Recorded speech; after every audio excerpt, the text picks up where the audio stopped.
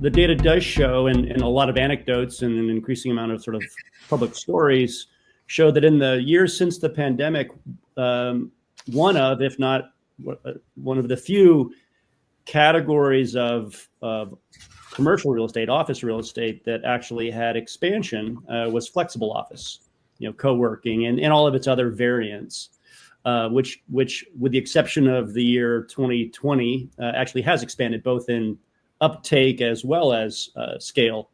And I know from our work with that community that most of those operators and most of the customers that utilize flexible office both look at the efficiencies of that type of asset class. And for the operators in particular, whether it's large players like Industrious or small local operators, which are numerous in New York, they draw a lot of inspiration from the hospitality industry.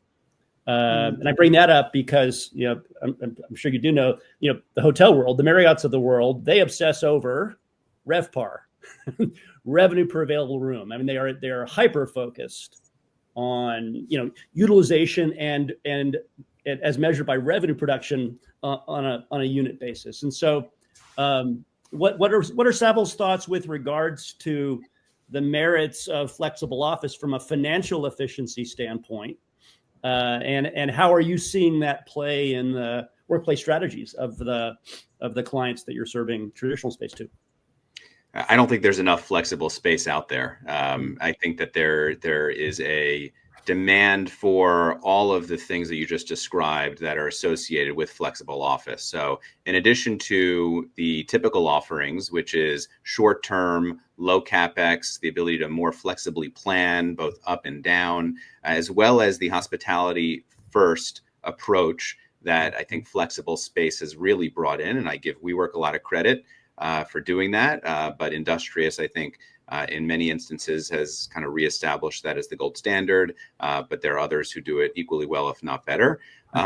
There's just not as much of a supply, particularly in a place like New York, in a way that's very clearly impacting the broader market.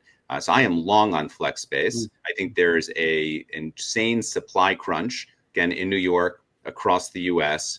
I think that is a reflection of some of the restructuring that the second largest flex provider has gone through in 2024.